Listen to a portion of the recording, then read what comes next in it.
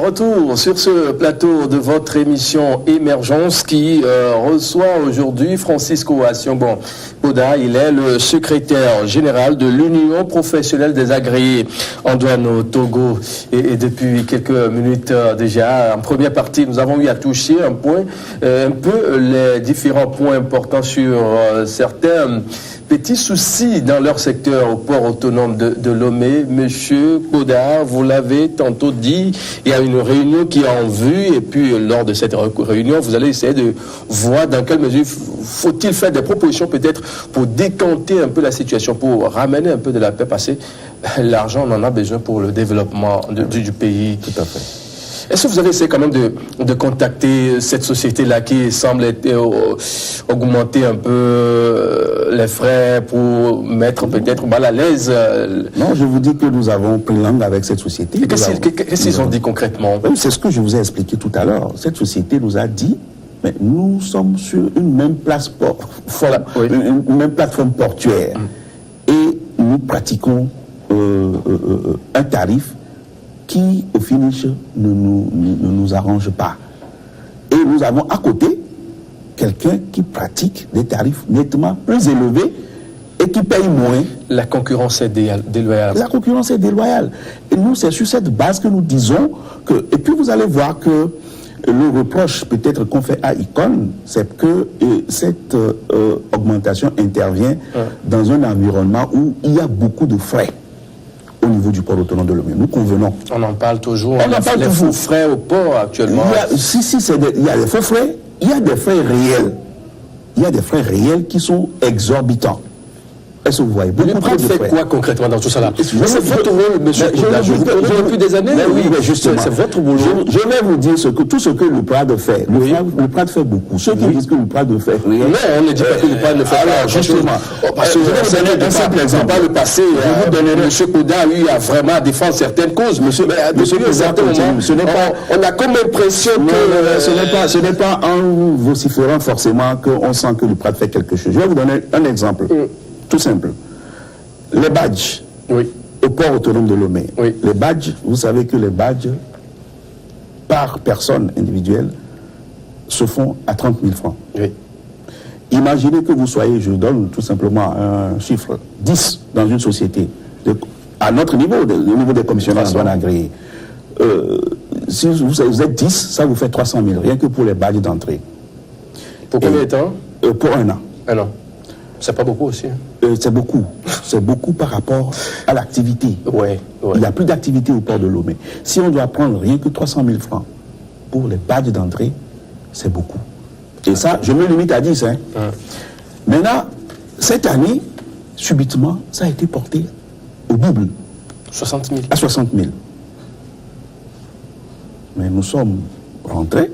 La diplomatie de couloir travaille en négociation avec la direction générale du port de Lomé. Et finalement, ce badge a été ramené à 30 000. C'est-à-dire au coût initial. Parce que nous avons quand même fait voir à l'autorité portuaire qu'il y a problème. Il y a souci. Il faut temporiser. Ils ont ramené à 30 000. Je peux vous dire que même les mêmes personnes qui crieraient, qui diraient que l'UPRAD ne fait rien, certains ne savent pas que c'est sur initiative de l'UPRAD que ça a été ramené à 30 000. Ça, c'est un exemple. Deuxième exemple, il y a une décision qui a été prise. Vous savez qu'aujourd'hui, il y a la préfecture maritime et un certain nombre de structures qui ont fait jour au port de Lomé. Et il y a un nouvel agrément qui a vu le jour pour des structures. Et pour la commissionnaire en douane agréée, c'est 500 000 francs que vous devez payer par an, par structure, comme un agrément pour exercer au port autonome de Lomé. Nous sommes intervenus auprès du Haut Conseil pour la mer. Nous avons rencontré le ministre Baba. Nous lui avons expliqué Stanislas Baba. Il peut témoigner. Nous lui avons expliqué un certain nombre de choses. En personne responsable, il a compris la pertinence de ce que nous sommes venus lui porter.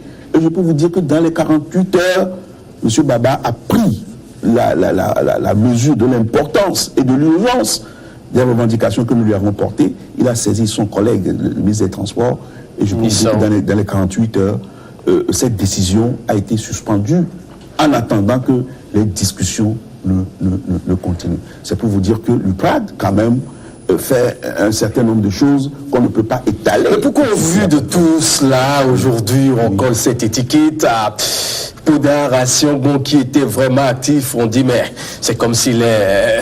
Non, je crois que c'est de la mauvaise foi. C'est de la mauvaise foi? C'est de la mauvaise foi. Et comme je le dis, on n'a pas besoin forcément de venir dire tout haut ce qu'on fait dans les couloirs. Mais quand vous avez invité, je crois que nous sommes venus... C'est pour mieux comprendre les choses. Exactement, et je suis d'accord avec vous, je vous félicite pour cela. Alors, à part cette rencontre qui est en vue afin de faire des propositions pour décanter la situation au port autonome de Lomé, qu'est-ce que vous pensez faire peut-être avant que... Qu'est-ce que nous pensons faire? Comme je vous l'ai dit, nous ne nous reposons jamais. Nous faisons beaucoup. Nous faisons partie il y a une cellule, climat des affaires, au niveau de la présidence de la République. Oui, oui. Et je représente l'UPRAD au sein de cette cellule. Et la conseillère du président de la République, Mme Johnson, qui pilote cette cellule-là, peut vous dire quelles sont les propositions pertinentes, ô combien pertinentes nous versons tous les jours à cette cellule pour l'amélioration du climat des affaires au Togo. Et je suis sûr que si on prend en compte nos propositions, dans les prochaines semaines, dans les prochains mois, vous allez voir qu'il y a quand même une certaine ambiance qui va renaître au port de Lomé. Je voudrais vous donner aussi un exemple. Nous sommes en train de faire des pieds et des mains pour que une bonne partie de la clientèle ou du fret nigérien puisse passer par le port de Lomé. Et c'est tout un ensemble qui est mis en branle. Et nous, vous savez que le port naturel du Niger, c'est le Bénin. C'est le Bénin. Aujourd'hui, au nord du Togo, il y a une porte d'entrée sur le Burkina qui débouche sur le Niger qu'on appelle Pogno. Et nous avons fait cette proposition à l'autorité de faire en sorte que cette porte-là puisse être, je dirais, officialisée comme porte de sortie des marchandises, parce que ça ampute le corridor Lomé-Niamey de presque 200 km. Et si véritablement on ouvre cette porte-là, on sera à la même distance que le Bénin, c'est-à-dire Cotonou-Niamey serait pratiquement la même distance que Lomé-Niamey. Est-ce que ce serait facile? Parce qu'on sait qu'actuellement, il y a des freins au port autonome de Lomé. Et ces freins-là qui peut-être n'existent pas dans d'autres pays de la sous-région, chez vos voisins de l'Est. Je parle du Bénin, de Patrice Guillaume Athanas Talon. Et on dit que... il y a un peu de vie là-bas, contrairement à ce qui se passe au port autonome de Lomé. Oui, et on peut effectivement dire cela. Mais en même temps, il y a d'autres contingences au Bénin que nous n'avons pas au Togo. Et je crois qu'il nous appartient de jouer sur tout cela. Et c'est là notre importance, pour faire des propositions à l'autorité, pour dire voilà ce que nous pouvons faire pour capter ce fret-là. Et je peux vous dire qu'il y a des importateurs nigériens qui, malgré tout ce dont vous avez parlé, préfèrent aujourd'hui le port de Lomé au port de Cotonou. Et maintenant, si on arrive à amener toutes ces commodités-là aux Nigériens, je suis sûr que nous aurons de la compétitivité au port de Lomé. Émergence de ce jour parle un peu de l'activité au port autonome de Lomé. Invité à Siongbon Podar, il est bien sûr le secrétaire général de l'Union des professionnels, l'Union professionnelle des agréés en douane, qui est sur notre plateau depuis quelques minutes déjà. On va devoir parler un peu de ce projet-là lancé il y a quelques mois, le MERIS. C'est quoi concrètement? Merci de nous poser la question. MERIS est un projet qui est né d'un problème. Un problème? Il y en a toujours, hein? D'un constat à notre niveau, au niveau des commissionnaires en douane agréés. Vous savez qu'au niveau des véhicules d'occasion, des véhicules à nu, nous n'avons pas de système de suivi. Je dirais système de tracking, système de suivi électronique, comme nous l'avons du côté des marchandises chargées, où il y a Cotecna qui a un système de suivi. Quoique nous dénonçons ce système qui pour nous n'est pas fiable.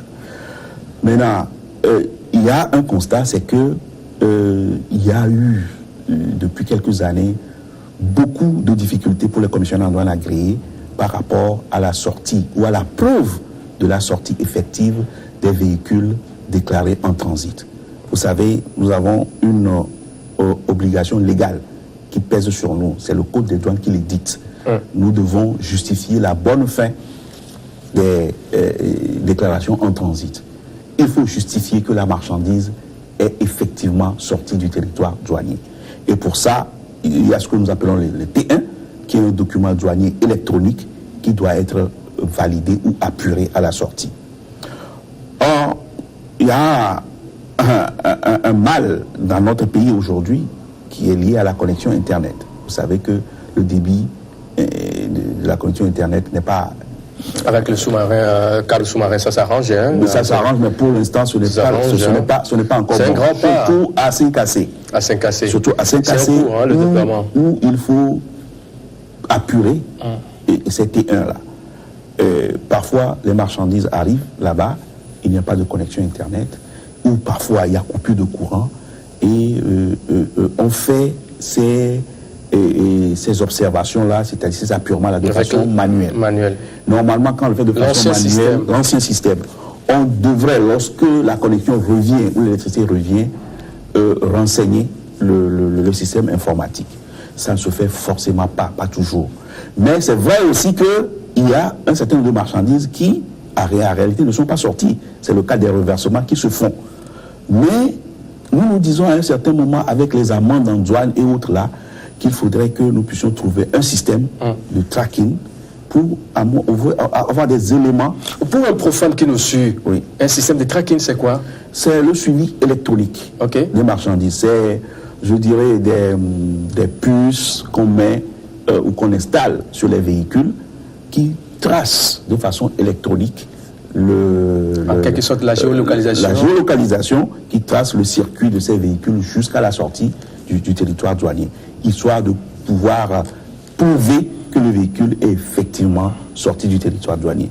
D'où, en Assemblée générale, entre-temps, il avait été décidé que le bureau exécutif de l'UPRAD puisse trouver un moyen de pouvoir suivre les véhicules à nu et pouvoir donner quand même un début de preuve à la douane, comme quoi si le véhicule est sorti ou pas.